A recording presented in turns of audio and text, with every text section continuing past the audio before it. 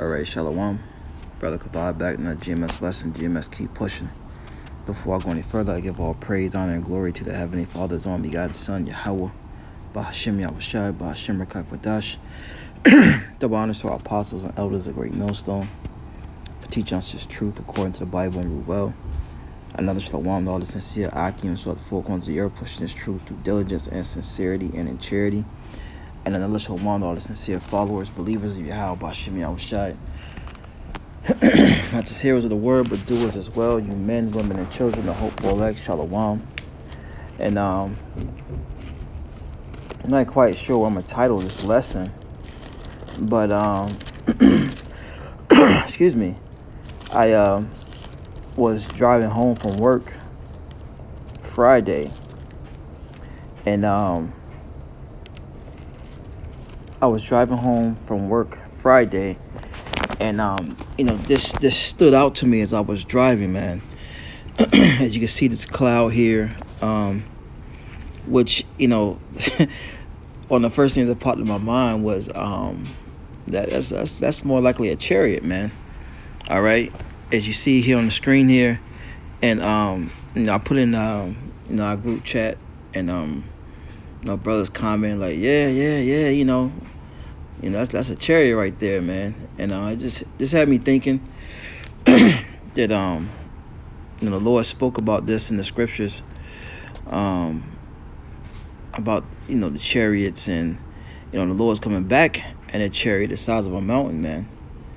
And you know, we're just gonna get some scriptures on that, and you know, Lord, what is edifying. It's Revelation chapter 1 verse 7 says, "Behold, he cometh with clouds." All right, that he is talking about Lord Yahweh, all right, who the world ignorantly and willingly calls God in Jesus Christ. Well, called Jesus Christ. All right, that's his name in ancient Hebrew, the Lashwan Kodash Yahweh. He delivers, he saves his people. Okay. It says, "And every eye shall see him, and they also which pierced him." Right, which talks about reincarnation right there. There's no one walking around over 2,000 years old, but the Christian church can't explain that. Anyways, "And all the kindreds of the earth shall wail because of him, even so amen." All right, and the reason why I brought this precept out is because the Lord says he's coming in clouds. All right, and this cloud is you know, shaped like the form of a chariot, even though the chariots do come in different shapes and sizes, right? But this is known to be a popular size from what has been seen. All right, there's nothing for this cloud to reveal itself as a chariot. All right, and that's where the Spirit was leading me to. Like, this is a chariot right here, man, sitting real low, disguising itself amongst the clouds. All right. This is Psalms 104. It says, "Bless the Lord, O my soul." The point's in verse 3.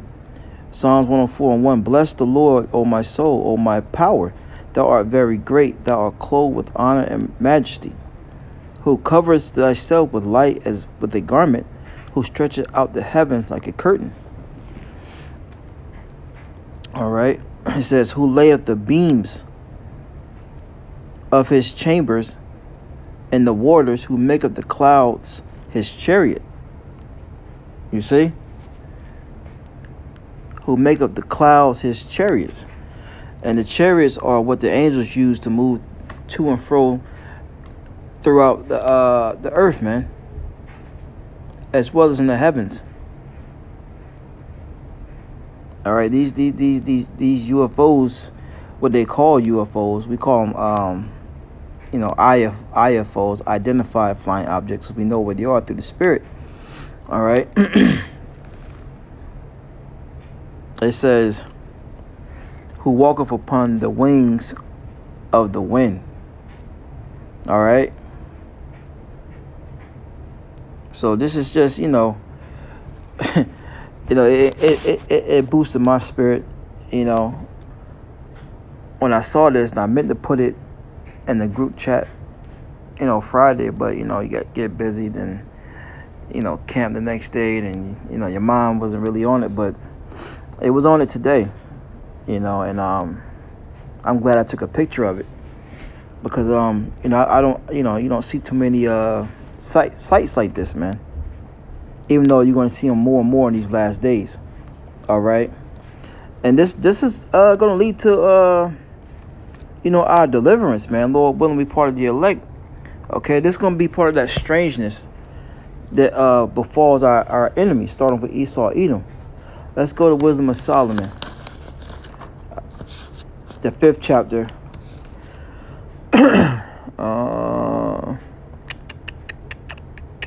I'll start at the top. I believe the point I want is in verse 3. This is Wisdom of Solomon 5. It says, "Then shall the righteous man stand in great boldness." That righteous man is talking about who? The Israelites, the hopeful elect, that's doing the will of Yahweh by Shem Yahushua in righteousness. It says, "Stand in great boldness before the face of such as have afflicted him." All right, starting off with Esau, Edom. By process of elimination, the so-called white man, woman, and child. They stem from a man named Esau. All right. It says, and they have afflicted us, man, ever since they've been in power. All right.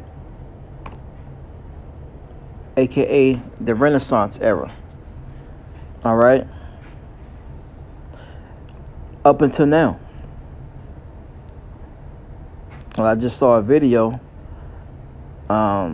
earlier today where a Jake had his hands up, and the cops, I believe it was in Arizona, shot him anyway. Right? Still afflicting our people. It says, "and made no accounts of his labors." That's right. They made no accounts. They paid us pennies, made us work for free. All right, while their bellies got fat, they got rich.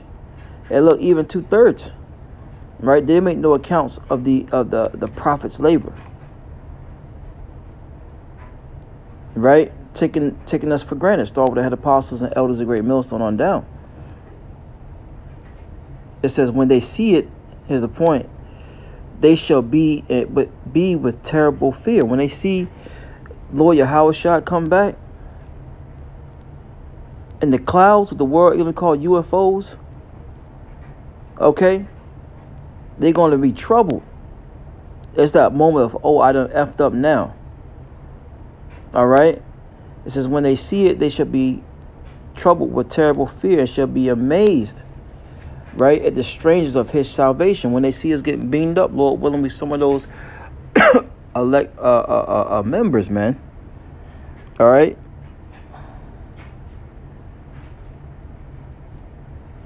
When they see it, they shall be troubled. Just like us out there on the highways and byways preaching this word, this gospel, this good news. Revealing Esau Edom for who he is, standing up for righteousness, man. That puts fear in Esau Edom. All them camps going out, that puts fear in Esau Edom. We couldn't have did this years ago. All right.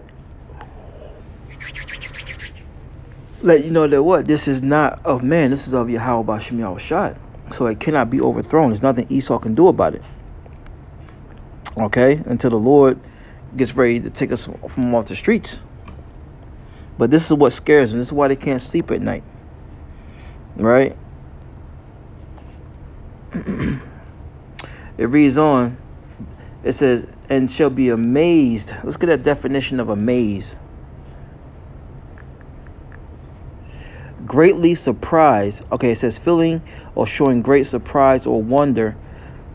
All right.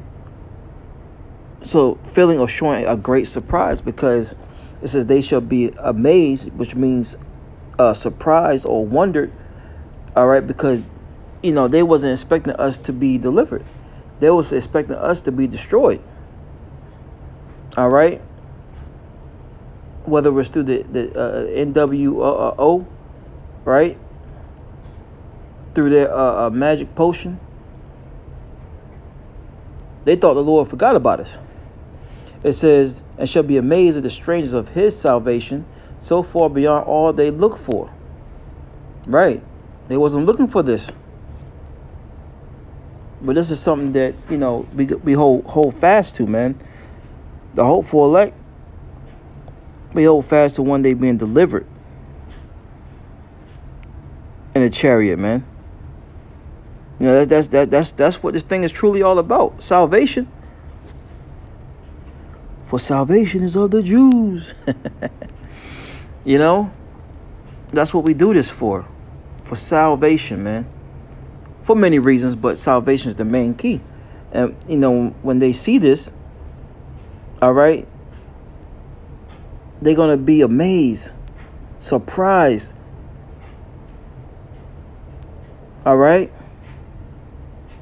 And that's something that we just, you know, we hope for, man. Because we are prisoners of hope, hoping to one day be delivered from out of this hellhole called America, man.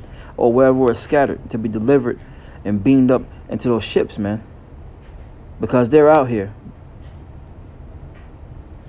So, let's see if I have anything else. What's that? I believe it's 2 Kings. See if I can find it real fast. I don't want to spend too long looking for it.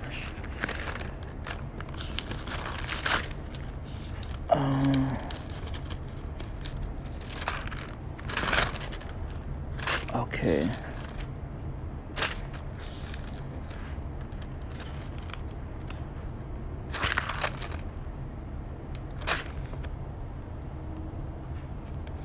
All right, here we go. This is 2 Kings chapter 6.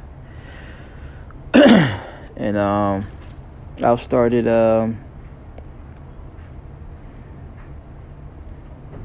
because this is going to the story where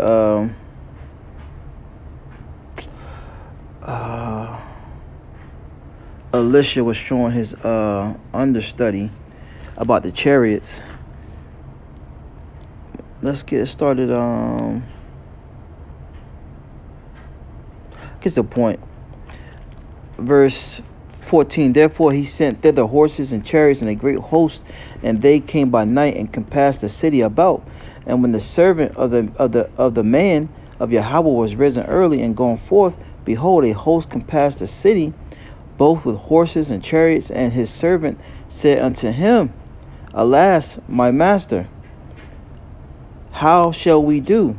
And he answered, Fear not, for they that be with us are more than they that be with them. All right, that's what Elisha was telling his understudy. Don't worry about it. Right? You can imagine his understudy looking, all right, like, what are you talking about? You know, because these clouds can easily, through the spirit and power of Yahweh by Shem Yahushua, transform themselves into a chariot, man. All right, but do you believe that? It says, and Elisha prayed, verse 17, and said, Lord, I pray thee, open his eyes that he may see. And the Lord opened the eyes of the young man, and he saw, and behold, the mountains were full of horses and chariots of fire round about Elisha. So that is nothing for the Lord to actually reveal these chariots in the eyes of the people. Right? So this is a quick lesson through the spirit. Lord was edifying. All right. Till next time I say shalom.